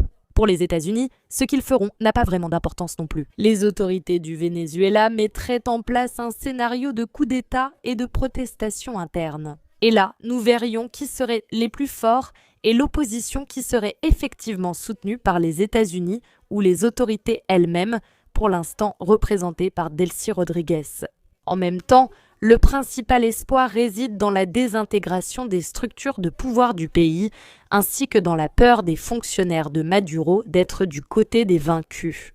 Les fonctionnaires de Maduro n'ont pas non plus grand-chose à perdre, ils comprennent parfaitement que quoi qu'ils fassent, l'opposition ne leur pardonnera pas, mais ils auront suffisamment de force intérieure pour résister. Et surtout, et c'est ici le troisième point qui me semble particulièrement intéressant, s'il s'agit vraiment d'un plan conclu avec les États-Unis, il se pourrait en fait qu'il ait été négocié par le régime vénézuélien lui-même. C'est-à-dire, non seulement ce serait une trahison de la part de Delcy Rodríguez, mais par exemple, ce serait presque une trahison de la part de personne. C'est-à-dire que Nicolás Maduro ait orchestré cela lui-même et que le gouvernement après Donald Trump l'ait gracié puisqu'ils l'ont libéré avec sa femme. Il y a énormément de points ici qui ne sont pas clairs, il y a énormément d'inconnus qu'il nous reste encore à résoudre. Quoi qu'il en soit, ce qui est très clair, c'est qu'en ce moment même, nous entrons dans la phase clé, celle où nous allons voir. Qu'est-ce qui va exactement se passer du côté de Trump ? Que va-t-il arriver à la société et à la population civile vénézuélienne ? C'est sincèrement celle qui m'importe le plus cette fois-ci. Mais un point clé de tout cela, au-delà des réactions des uns ou des autres, au-delà de ce qui s'est passé avec ces attaques auxquelles le Venezuela pourrait répondre. Mais il n'a pas répondu pour une raison quelconque. Ici, le point clé est de savoir ce qui s'est réellement passé au Venezuela avec les faits que nous pouvons analyser en ce moment. Et qu'est-il arrivé au pétrole vénézuélien ? Et qui va maintenant le garder ? À partir de maintenant, ce sont ces questions qu'il nous reste encore à analyser. Ici, nous avons Donald Trump et nous allons voir dans un instant ses déclarations, mais avant cela, bien sûr, quelques analyses. À qui ira maintenant le pétrole vénézuélien ? L'opération des États-Unis au Venezuela a immédiatement provoqué un débat sur les objectifs économiques de l'équipe de Trump. Et ici, beaucoup de gens en ont parlé. En termes de fait que le Venezuela possède simplement la plus grande réserve de pétrole au monde, et donc les États-Unis veulent s'approprier le pétrole vénézuélien. Mais en réalité, c'est un groupe de réflexion russe qui l'écrit, et j'aime particulièrement cette analyse parce qu'elle contient beaucoup de vérité. L'opération américaine au Venezuela a aussitôt suscité un débat sur les objectifs économiques de l'équipe Trump. Beaucoup ont même commencé à compter les réserves de pétrole vénézuélien, mais l'histoire est un peu plus complexe que celle d'attaquer pour voler le pétrole. Il s'agit plutôt d'une redistribution d'actifs déjà sous le contrôle des Américains, en particulier de la banque John Pierpont Morgan. Nous en avons déjà parlé en détail et à plusieurs reprises sur cette chaîne aussi. De quels actifs s'agit-il? Par conséquent, Zipgo est une entreprise spécialisée dans le raffinage, c'est-à-dire le raffinage du pétrole, basée à Houston, au Texas. 100% de ses actions appartiennent à Petróleos de Venezuela, société anonyme, une entreprise largement connue au Venezuela. Elle disposait de 3 raffineries et de dizaines d'autres installations, et précisément 2 de vente au détail après le défaut au Venezuela de Petróleos de Venezuela, société anonyme, et Petróleos de Venezuela, société anonyme bien sûr. Les créanciers ont commencé à exiger le paiement des dettes en utilisant les actions de Zipgo comme garantie. Et c'est précisément là que John Pierpont Morgan a tenté de placer ses actions auprès du meilleur enchérisseur. Et il y a eu plusieurs entreprises qui, au départ, étaient déjà sur le point de récupérer cet argent provenant du Venezuela, du pétrole vénézuélien. Dalinar Energy, au début, était là, avec une offre alléchante de, je crois, environ 7 milliards et quelques de dollars. Mais finalement, celle qui est arrivée, c'était Amber Energy. D'une personne très proche de Donald Trump en particulier, nous allons tout de suite passer aux déclarations du président américain.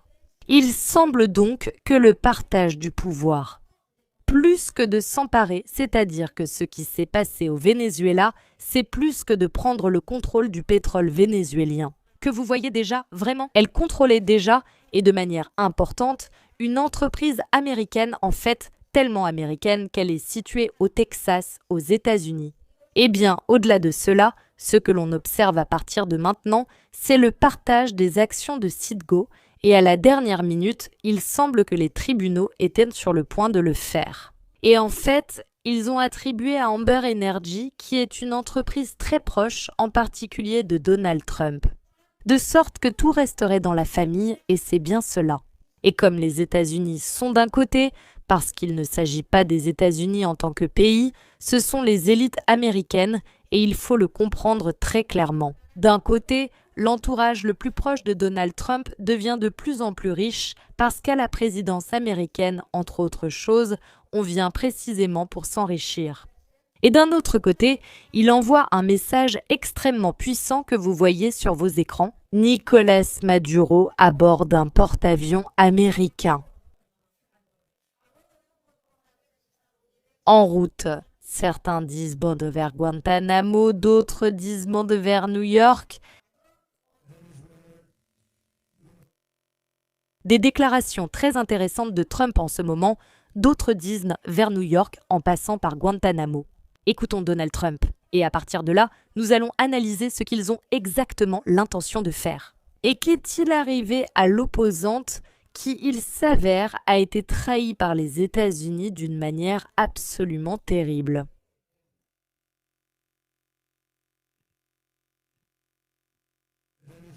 Le Venezuela a unilatéralement saisi et vendu du pétrole américain, des actifs américains et des plateformes américaines, coûtant aux États-Unis des milliards et des milliards de dollars. Ils l'ont fait il y a un moment, mais aucun président n'a jamais agi. Ils ont pris toutes nos propriétés alors que nous les avions construites, tout comme le Venezuela. L'industrie pétrolière portée par le talent et le savoir-faire américain.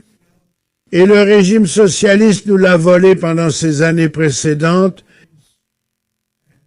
Administration, ils l'ont volé de force. Cela a constitué l'un des plus grands vols de biens américains dans l'histoire de notre pays. Donc, nous allons diriger le pays jusqu'à ce que nous puissions le faire de manière sûre, appropriée et judicieuse. La transition, et elle doit être judicieuse, parce que c'est ce qui nous définit tous. La transition doit être juste et d'ici là, nous continuerons de contrôler le Venezuela. Et donc, nous allons garder tout le pouvoir. Et donc, je vous dirais qu'avec tout le pétrole, mais le pétrole, ils l'avaient déjà. En réalité, ce qui se passe, c'est que maintenant, ils vont le garder, en particulier les amis de Donald Trump. Mais ça, que vous allez entendre tout de suite. En plus, j'ai trouvé une vidéo doublée. Je n'ai pas eu le temps de la doubler moi-même, mais grâce à Dieu, quelqu'un l'a fait sur les réseaux, gentiment pour moi. Donald Trump trahit apparemment Maria Corina Machado. Si l'on doit parler de trahison ici, c'est bien l'opposition vénézuélienne. Maria Corina, tendant la main dès le premier instant et voyant si elle allait devenir la prochaine présidente, même si ce n'est qu'à titre intérimaire. Et il se trouve que Donald Trump du moins pour l'instant au début, lui a finalement mis des bâtons dans les roues avec la même arrogance qu'il a affichée au Venezuela. À titre de démonstration de force, écoutons Donald Trump. Les États-Unis savent-ils où se trouve María Corina Machado? Non. Nous ne lui avons pas parlé non plus. Vu de cette façon,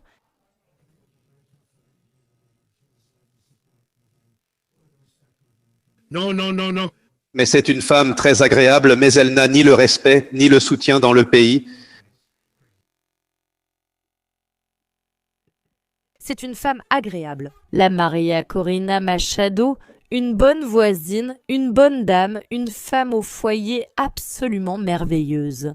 Nous lui avons décerné le prix Nobel de la paix, mais il y a eu des doutes quant à savoir si Donald Trump pourrait vraiment proposer María Corina Machado comme la personne qui prendrait le contrôle du Venezuela en tant que prochaine présidente. Pour l'instant, on va dire que c'est une femme très gentille et qu'elle sait faire les meilleurs petits pains du monde.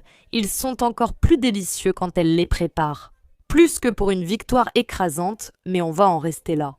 Merci María Corina pour ta contribution, merci d'avoir vendu ton propre pays. Parce qu'au-delà de ça, il ne semble pas que tu vas obtenir quoi que ce soit du tout. Certains disent encore que le Venezuela n'a pas été mis en scène, mais qu'il a simplement cédé face aux États-Unis, qui le dirigent désormais. Eh bien, ces avions, ces hélicoptères, volant à une altitude aussi incroyablement basse, vous allez me dire exactement ce que c'est, quel genre de mise en scène. Parce que ce que je vois, c'est clairement une opération plus médiatique qu'autre chose. Une opération militaire ne peut pas être menée dans ces conditions. Aux États-Unis, ils le savent absolument mieux que quiconque, Donald Trump. Les dernières déclarations qu'il a faites sont les suivantes. Machado, nous l'avons déjà vu. Selon les États-Unis, elle ne pourra pas diriger le Venezuela pour l'instant. La vice-présidente du Venezuela, Delcy Rodríguez, a promis qu'elle est prête à faire tout ce que disent les États-Unis, puisqu'elle est d'accord pour travailler avec Washington afin de rendre au Venezuela sa grandeur. Une restructuration du Venezuela nous attend et nous allons extraire beaucoup d'argent de sous la terre, ce qui est essentiellement la raison de leur venue. Je ne suis pas enthousiaste à propos de Poutine, nous n'avons jamais parlé de Maduro avec Poutine, je n'ai pas peur de Poutine. Je ne prévois pas de problème entre la Russie et les États-Unis pour l'opération au Venezuela. Je ne suis pas satisfaite de la tournure des contacts avec Poutine. À propos de l'Ukraine, les États-Unis ne perdent pas d'argent dans le conflit ukrainien et maintenant ils en gagnent probablement. Maduro aurait pu être tué en cas de résistance lors de sa capture. J'approuve les présidents du Chili, de l'Argentine et du Honduras. J'approuve, attention, faites attention. Le président de la Colombie devrait s'occuper de ses affaires. Cuba est un pays qui souffre et nous voulons aider son peuple. Je pense que Cuba sera un sujet de nos négociations. Et par là, merci. Certains disent pas que les États-Unis, en fait, visent déjà Cuba avec cela.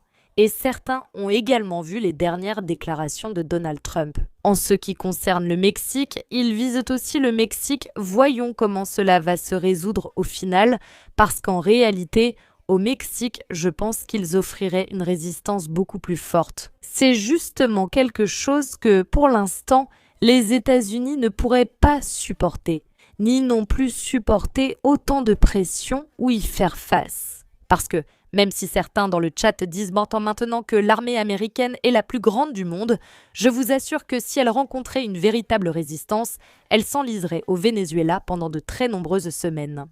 Les États-Unis ont commis un acte d'agression contre le Venezuela sous de faux prétextes. C'est déjà ce que dit la vice-présidente Delcy Rodríguez, donc il ne semble pas qu'elle soit prête à suivre le plan dicté par les États-Unis. Le Venezuela exige la libération immédiate de Maduro et de son épouse Delcy Rodríguez. Pour l'instant, c'est très clair pour elle. La vice-présidente intérimaire du Venezuela a déclaré que le seul président légitime du Venezuela est Nicolás Maduro. Elle a qualifié les actions des États-Unis d'actes d'agression. Le Venezuela exige également la libération immédiate du président légitime du pays. Il semble que les déclarations de Rubio, selon lesquelles Rodríguez serait prête à faire tout ce que les États-Unis veulent, ne correspondent pas tout à fait à la réalité. Le plus désagréable pour Trump, c'est que si les chavistes ne font pas d'aveu et que le conflit se prolonge, cela pourrait faire échouer l'attaque éclair prévue. dans le sens où le Venezuela pourrait trouver des alliés très inattendus au niveau international. Et surtout, ici, nous ne parlons ni de la Russie ni de la Chine, mais directement du Parti démocrate. Nous l'avons déjà mentionné au début du direct, car c'est précisément le Parti démocrate qui veut le plus nuire aux États-Unis en ce moment. Les États-Unis sont bien sûr informés par l'administration Trump, mais ici, malheureusement, l'idéologie compte bien plus que l'intérêt national. Alors voyons dans quelle mesure les États-Unis restent ici, ce serait la meilleure chose à faire. Et essayer de le négocier coûte que coûte, si ce n'est pas déjà négocié à l'avance, ce qui est exactement ce que je pense qu'il s'est passé si ce n'était pas déjà négocié avec l'administration précédente. Dans ce cas, je pense que Maduro a effectivement beaucoup à dire et je crois que ces images de Maduro arrêté ne parlent pas tant de la chute du Venezuela face au pouvoir américain, mais plutôt d'un accord et donc du théâtre absolu mis en scène par le régime même de Nicolás Maduro. Qu'il soit trahi par les siens ou qu'il décide de fuir la scène du crime, d'emmener sa femme, de conclure un accord avec les États-Unis et de vivre en paix le reste de sa vie. À partir de là, c'est la clé. Le ministre de la Défense, la vice-présidente du pays, ce qu'ils répondent à son sujet, oui, Diosdado Cabello. Ce que diront à ce sujet les figures politiques les plus importantes du Venezuela et la façon dont la société civile réagira, cela deviendra la clé de ce conflit. Mais que personne ne se trompe, le Venezuela, tout d'abord, n'est pas tombé face aux États-Unis et, en vérité, il sait. C'est très injuste pour l'État vénézuélien, c'est très injuste pour l'armée vénézuélienne qui était là. Et je suis absolument convaincu qu'il était parfaitement préparé pour repousser cette attaque de la part des États-Unis. Ce qui s'est passé, c'est qu'il n'a pas reçu l'ordre approprié pour cela et ensuite, effectivement, il a dû agir. Tout d'abord, le facteur surprise. Alors, voyons comment les événements vont se dérouler à partir de maintenant. Ce qui est surprenant aussi, directement depuis l'Occident collectif, bien sûr, tout ce qui est la communauté internationale, la Russie a condamné les faits, la Chine a condamné les faits. La Russie essaie maintenant de négocier avec les États-Unis la remise de Nicolás Maduro, et que personne n'exclut que Nicolás Maduro finisse à Moscou, parce qu'ici, on réunit le meilleur de chaque maison. Nous avons ici Al-Assad, nous avons ici Maduro, et qui sait, qui va encore nous rejoindre au fil des années. Mais l'Union européenne est toujours là. La France a suivi les actions des États-Unis, mais a finalement annulé la condamnation après réflexion. Un monde avec des doubles standards. Le peuple vénézuélien s'est libéré de la dictature de Nicolás Maduro et ne peut s'empêcher de s'en réjouir, a déclaré Emmanuel Macron. En prenant le pouvoir et en violant les libertés fondamentales, Nicolás Maduro a gravement porté atteinte à la dignité de son peuple. La période de transition qui s'annonce doit être pacifique, démocratique et respectueuse de la volonté du peuple vénézuélien. Nous espérons que le président Edmundo González, élu en 2024, pourra assurer cette transition le plus rapidement possible. Actuellement, je négocie avec nos partenaires dans la région. La France est totalement mobilisée et vigilante, en particulier pour garantir la sécurité de ses citoyens en ces temps instables. Mais que ce chante n'importe quoi peut-il vraiment garantir niveau sécurité? Ce n'est pas tout à fait clair pour moi, bien sûr que la France n'a absolument rien dit, pendant que l'Ukraine bombardait son propre peuple depuis 2014, et maintenant, elle soutient essentiellement cette agression américaine. Honnêtement, moi je ne suis même plus surprise par ce que fait Merz, c'est carrément d'un autre film. Il est difficile de juger l'aspect légal de l'opération des États-Unis au Venezuela. Cela prendra du temps, a dit Merz, puis elle a pratiquement disparu de la scène, cela prendra le temps qu'il faudra. Allons, au moins le temps d'un changement de gouvernement en Allemagne, parce que celui-ci ne semble pas savoir faire 2 et 2 correctement. Le maire de New York, et c'est ici que réside la clé des futurs partenaires possibles du gouvernement chaviste, le maire de New York du Parti démocrate. Ce matin même, ils ont été informés de la capture par les forces militaires américaines, du président vénézuélien Nicolás Maduro et de son épouse ainsi que de leur arrestation prévue. Dans une pression fédérale, ici à New York, une attaque unilatérale contre une nation souveraine est un acte de guerre et une violation du droit fédéral et international. Cette tentative flagrante de changement de régime n'affecte pas seulement ceux qui se trouvent à l'étranger, mais touche également directement les résidents de New York, y compris des dizaines de milliers de Vénézuéliens qui considèrent cette ville comme leur foyer. C'est très curieux, car vous voyez le maire de New York, un démocrate reconnu, s'opposer directement aux décisions du gouvernement national des États-Unis. Je trouve également très intéressante l'opinion de l'ancien conseiller, l'un des principaux conseillers du régime de Kiev de Vladimir Zelensky, M. Alistovitch. Les États-Unis et le Venezuela ont un écart de 2 générations en ce qui concerne les capacités militaires, alors que la Russie et l'Ukraine n'avaient absolument aucun écart. Pour Donald Trump, décider et agir fut simple, tandis que pour Vladimir Poutine, ce fut la décision de sa vie. De plus, au début, Vladimir Poutine a perdu, mais ensuite il a pris son courage à 2 mains et il s'est imposé. Il est utile d'évaluer correctement ses ennemis et c'est encore mieux de les aimer, c'est encore plus utile si possible. Et la première ministre Meloni a également soutenu le changement de régime au Venezuela. Tout cela est très bien. C'est particulièrement agréable de l'entendre de la part de personnes qui ont un taux d'approbation d'à peine 7% du moins dans le cas de Macron. Et les sbires, et si quelqu'un ne veut pas attendre la fin de son mandat pendant qu'il ruine leur pays? C'est la question que nous devrions nous poser concernant les dirigeants occidentaux. Pourrait-on alors justifier d'une manière ou d'une autre une agression contre Giorgia Meloni elle-même? Eh bien, elle bénéficie d'un soutien assez important en Italie, mais qu'en est-il d'Emmanuel Macron et de M. Merckx? Le problème avec la boîte de Pandore, c'est qu'une fois qu'on l'a ouverte, il est très extrêmement difficile de la refermer. Et il faut vraiment en tenir compte au moment d'agir, comme le font actuellement les autorités américaines. Et surtout, il faut en parler du point de vue sous lequel les autorités de l'Union européenne l'abordent, car cela pourrait se retourner contre elles. Cela dit, je vous demande seulement 2 minutes de votre temps pour vous demander de l'aide, mais aussi pour vous annoncer une très bonne nouvelle de Noël. Très probablement, beaucoup d'entre vous se souviennent de la petite Sabrina, la fillette qui est née avec le système urinaire à l'extérieur, en particulier la vessie.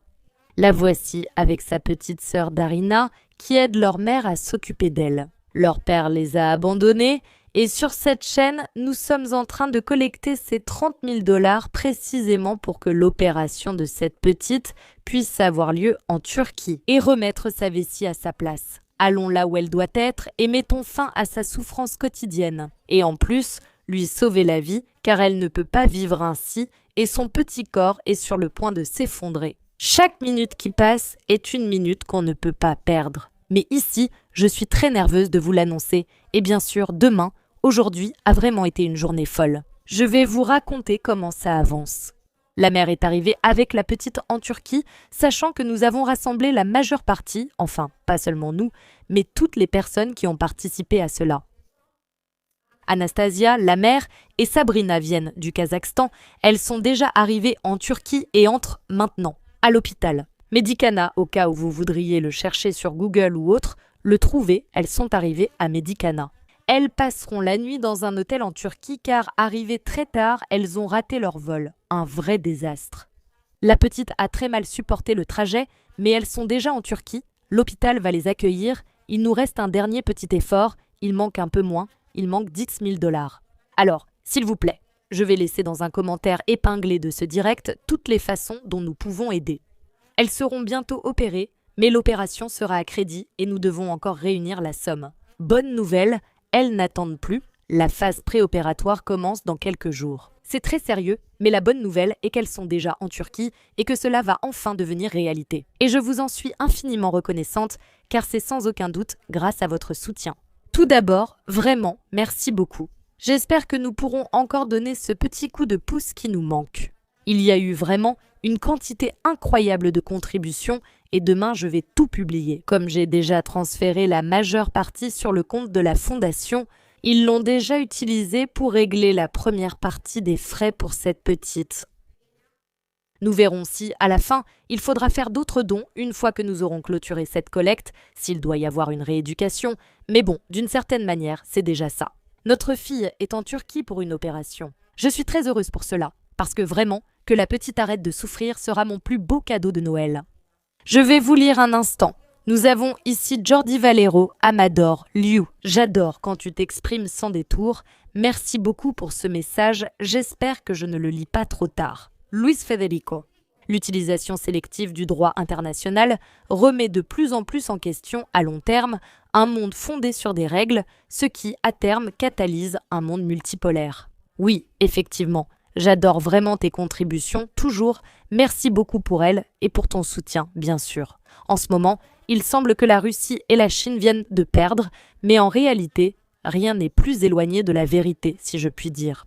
Et c'est que les actions des États-Unis, agissant selon la loi du plus fort et par la force brute, finissent, en fait, par poser de plus en plus les bases de ce nouvel ordre multipolaire qui est défendu de manière si active par la Chine et la Russie. Oh, je ne m'en suis pas rendu compte en Espagne encore. Non, mon Dieu, oh, ça m'échappe. Bien sûr, demain, on fête mon anniversaire. C'est que j'étais en direct et je viens de me rendre compte qu'il est déjà, enfin, ça doit être, parce qu'ici l'horloge sur l'ordinateur portable, je ne suis pas très sûre, mais il doit être environ minuit et demi ou minuit 20 à Moscou. Un instant, c'est que j'ai environ 10 minutes de retard, un instant, mais je crois qu'il est déjà minuit. Minuit, oui, c'est sûr, il est minuit 20 à Moscou, exactement. Donc il est minuit 20 dans le Donbass. J'ai l'heure sur mon ordinateur portable. Excusez-moi de le dire comme ça, un peu au milieu de mon excitation, mais je viens de me rendre compte que je viens d'avoir 32 ans. Les amis, merci beaucoup à tous de m'accompagner à ma fête. Joyeux anniversaire, joyeux anniversaire, joyeux. En fait, je ne sais pas si vous le savez, mais c'est une tradition qu'on a ici sur cette chaîne. Et en fait, chaque année pour mon anniversaire, il y a un direct sur la chaîne. Avant, il n'y avait pas de direct quotidien, mais la chaîne faisait toujours un direct spécial pour mon anniversaire.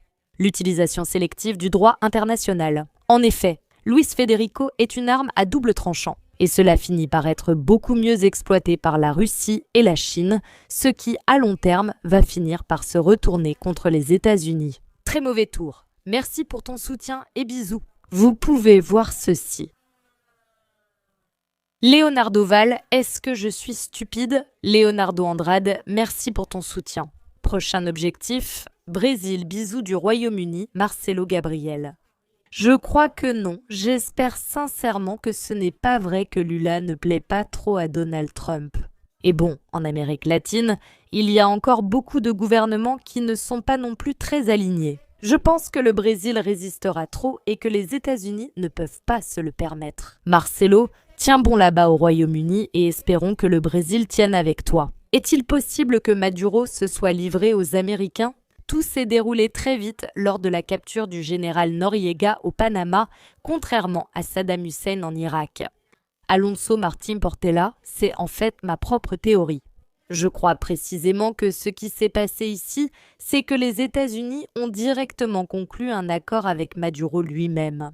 Et justement, ce qui s'est passé, c'est que Maduro s'est livré de manière libre et active. Ce que je ne sais pas, c'est sous quelles conditions exactement.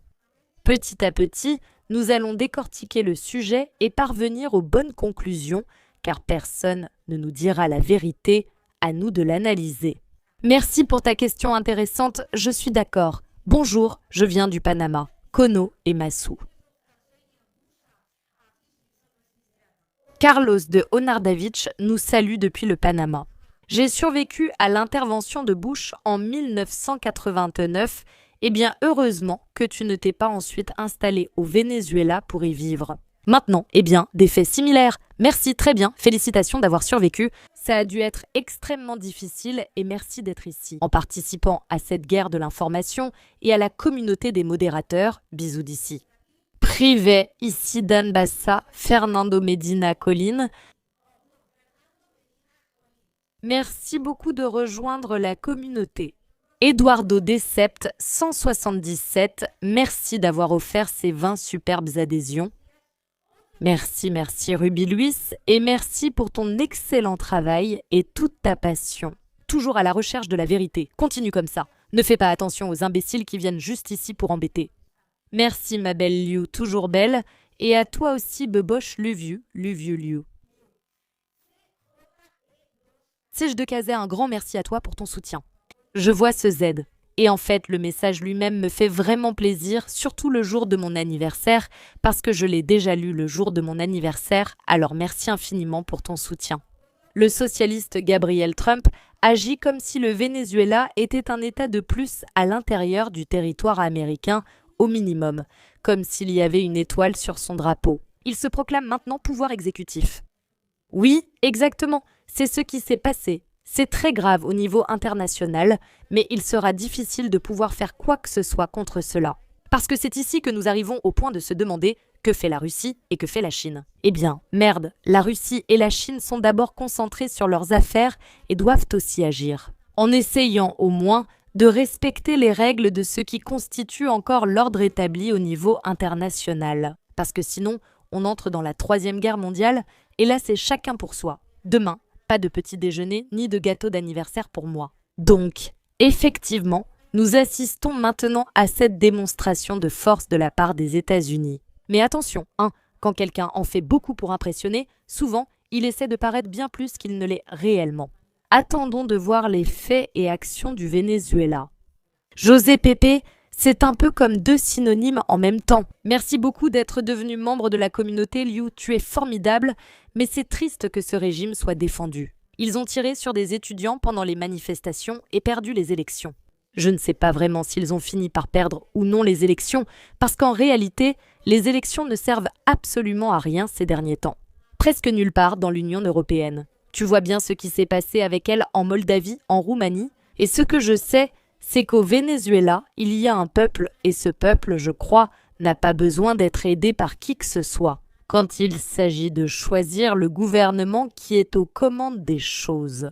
Et bien souvent, quand les gouvernements deviennent des gouvernements autoritaires, c'est parce que sinon, il n'y a aucune possibilité de faire face à cette main extérieure qui étouffe économiquement, principalement l'Iran, le Venezuela. Alors, n'est-ce pas ? Le régime de Maduro, pour moi, a beaucoup de défauts et je ne suis pas une fervente défenseuse de ce qu'est le régime de Maduro. En soi, ce que je défends, c'est la nation vénézuélienne. Qui diable sommes-nous pour venir dire au Venezuela que Maduro n'est pas son président ? En effet, une partie de la population aura voté pour lui. Il y a de l'opposition, mais l'Espagne est aussi très divisée lors des élections. Et si nous commençons à donner notre avis sur l'Espagne en disant que les élections ont finalement été frauduleuses, en réalité la différence se joue souvent à très peu de voix. Cela risque d'exploser, voire de provoquer une guerre civile dans le pays. Alors moi, en tant qu'analyste, tout d'abord, et en tant que bonne russe d'origine que je suis, et nous les Russes, sur ce point, nous sommes très peu téméraires, dans le sens où tu te poses la question « mais qui suis-je, bon sang ?» pour décider à la place d'un peuple qui a sa propre souveraineté et son propre chemin. Oui, certains demandent de l'aide et disent comme que Maduro est un narcoterroriste extrêmement dangereux, mais il y en a d'autres qui pensent le contraire. Et surtout, le point clé de tout cela, indépendamment de Maduro, oui ou Maduro non. Pour moi, il est évident que les États-Unis ne veulent pas le bien du Venezuela, mais ses ressources. Une caméra, en grande majorité en fait, mais ils veulent répartir ces ressources à l'intérieur de leur propre pouvoir. Et ils veulent l'image de l'ordre et du commandement au niveau international. Ils veulent l'hégémonie au niveau international. Ni au Venezuela, Irak, Afghanistan, Libye ou Syrie. Jamais, absolument jamais, les États-Unis n'ont voulu le bien d'aucune communauté civile. Alors, en gardant cela à l'esprit, qui sommes-nous, bon sang, pour dire bravo à Donald Trump alors qu'il vient tout juste de faire exploser à coups de bombe un pays soi-disant souverain ? Voyons maintenant ce qui se passe au Venezuela. Si tu me dis que tout cela arrive pour que le peuple vénézuélien vive dans la gloire, alors c'est formidable. J'applaudis ça avec les oreilles, mais qui diable nous le garantit ? Est-ce qu'on peut vraiment le garantir, d'une manière ou d'une autre ? Parce que moi, franchement, j'en doute beaucoup, et c'est ce point-là que je défends depuis ici. Oscar Alvarez, merci beaucoup pour ton soutien. Et ici, nous avons Sarno et Louis, avec le joyeux anniversaire Louis. Et eh bien, merci beaucoup Louis, ça a été, je pense. J'imagine que le chat a aussi été là. Oui, je vois ici des messages de joyeux anniversaire. Ce sont des œuvres d'Enya en russe, infinies. Merci à tous pour vos félicitations. Je ne m'étais pas rendu compte avant qu'on était déjà en train de fêter mon anniversaire. Vous avez été les premiers à me le souhaiter et ça me fait vraiment très plaisir qu'on l'ait fait comme ça. Si vous voulez me faire un cadeau, s'il vous plaît, je vais laisser dans les commentaires du direct, dans un commentaire épinglé.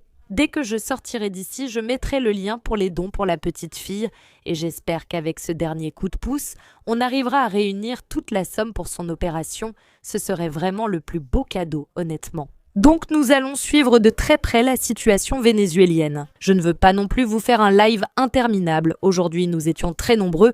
Les modérateurs ont travaillé d'arrache-pied. Demain, ce sera encore mieux. À 23h heure de Moscou et donc heure du Donbass, directement d'ici, du Donbass, nous allons analyser l'actualité internationale et très probablement encore l'actualité vénézuélienne. Merci infiniment à tous d'avoir été ici. Ah, et si vous voulez me faire un dernier petit cadeau d'anniversaire, suivez-moi sur ma chaîne Telegram qui se trouve juste ici. Et s'ils y vont, ou alors @aloui et tout ensemble, comme sur mes autres réseaux, car c'est là que paraissent les dernières actus. Merde, j'étais en train de partir et vous êtes encore nombreux ici.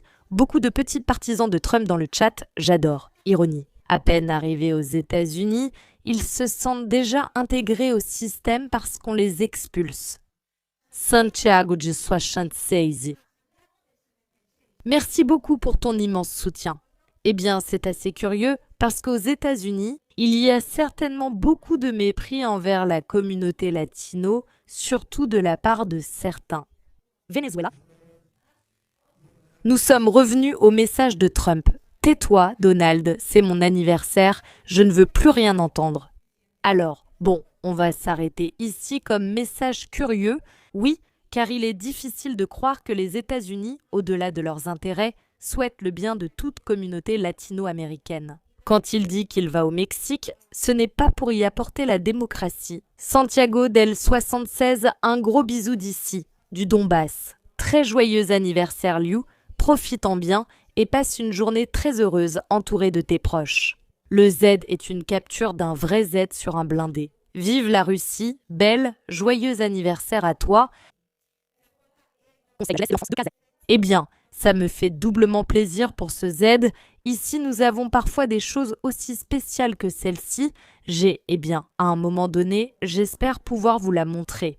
Ce petit panneau Stop Mines, par exemple, c'est un vrai panneau qui vient de Mariupol et il signifie énormément pour moi. La première ville que j'ai visitée alors qu'elle était encore en conflit. Alors merci pour ce si beau message d'anniversaire et merci pour l'immense joie que m'apporte un symbole aussi spécial en ces temps difficiles. Ibero Rodriguez Hidalgo, bonjour Liu, joyeux anniversaire à toi et à moi en ce jour qui est le nôtre. Bonjour Ibero, joyeux et bien joyeux. Désormais, ce sera ta vie car cela m'est venu du cœur. Ibero Rodriguez Hidalgo. Un gros bisou d'ici et je vais te le chanter. Je vais le faire d'une manière un peu spéciale. Bon, voyons si mon fils me l'a laissé parce que joyeux anniversaire, félicitations à tous, joyeux anniversaire. Bon, c'est comme si, toi, imagine-le comme des millions et des millions de dollars ou d'euros, ce que tu préfères, je vois que tu préfères les dollars, donc, et tous mes meilleurs vœux, j'espère que tu as apprécié la petite chanson Joyeux anniversaire pour nous et vive les Capricornes, un bisou. Je pense que si la remise a été convenue, alors je réhabiliterai Maduro pour avoir choisi de limiter les dégâts. Et Trump a franchi une ligne qui cristallise sa nudité. Les États-Unis ont attaqué mon pays avec des excuses fallacieuses. De Cuco. Eh bien oui, effectivement. Même si on est très anti-Maduro, si Maduro a conclu un accord avec les États-Unis, parce qu'il n'y avait pas d'autre option, ce qui pourrait aussi être vrai, et parce qu'il voyait que sinon, il ferait exploser le Venezuela. Des bombardements, il faudrait considérer son patriotisme, car un patriote n'est pas toujours celui qui lutte nécessairement jusqu'au bout, mais parfois. Eh bien, peut-être que dans sa conception du monde, il dit « Je vais épargner une guerre à mon peuple, et même s'ils prennent les ressources, au moins il y aura moins de morts, ce qui est mieux. » On ne sait pas, mais à partir de maintenant, ce sera le peuple vénézuélien qui choisira. Voyons ce que dit Delcy Rodriguez. J'ai vu qu'il y a déjà une sorte de milice au Venezuela. D'un côté, des civils qui célèbrent le départ et la chute de Maduro, de l'autre, des civils qui se rassemblent pour défendre leur pays. Alors, nous verrons quel côté finira par l'emporter et j'espère que cela ne débouchera pas sur une guerre civile. De tout cœur, je ne souhaite absolument rien de mal au Venezuela, mais tout le bien du monde. De Coucou, merci beaucoup pour ton appréciation et pour ton soutien. Avec cela, les dossiers Epstein tomberont dans l'oubli. C'est bien Martin Sainz, quelle bonne appréciation. C'est-à-dire, c'est vrai, avec ça on n'en parlera plus. Tu te rends compte? C'est pour ça que j'adore vos contributions. Voilà, je ne vais absolument rien ajouter. Merci beaucoup pour cette remarque très intéressante. Félicitations, Liu. Jésus? Pas de X. X, Yosei, Luv. Bon, je vais t'appeler Jésus. Pardonne-moi, s'il te plaît. Permets-moi le jour de mon anniversaire. Je suis Martinez. Je t'ai martelé avec Topo. Merci beaucoup pour tes félicitations. Kazakin, joyeux anniversaire Liu, ou Kazakin, comme tu préfères. A-t-il déjà expulsé la lauréate du prix Nobel Machado, ou est-ce que Trump l'a déjà expulsée? Oui, c'est vrai, enfin, il ne l'a pas expulsée. Mais ce qui est certain, c'est qu'il lui a donné un coup de pied aux fesses au moment d'attendre la présidence. Tu rêves, Santiago 76. Merci pour ton grand soutien. Joyeux anniversaire. Liu me salue. Merci infiniment à tout le monde, à tout le chat. Et je pense qu'avec ça et un petit gâteau, je vais, le jour de mon anniversaire, aller nourrir la créature que j'ai en ce moment chez moi. Et je pense que son père doit déjà avoir hâte que le live se termine. Parce qu'en général, c'est lui qui le prend dans ses bras. Parce que pendant que l'enfant m'attend, en fait, il ne dort pas beaucoup. Enfin, il dort, mais seulement dans les bras. Alors, le papa doit déjà en être à son 200e tour. Demain, beaucoup plus et j'espère beaucoup mieux. Merci à tous pour votre soutien. Ça a été sans aucun doute la meilleure façon de commencer mon anniversaire. Un gros bisou. On se voit demain à 23h, heure du Donbass et donc heure de Moscou. Je vous aime tous. Vous êtes les meilleurs. Merci de me faire sentir vivante.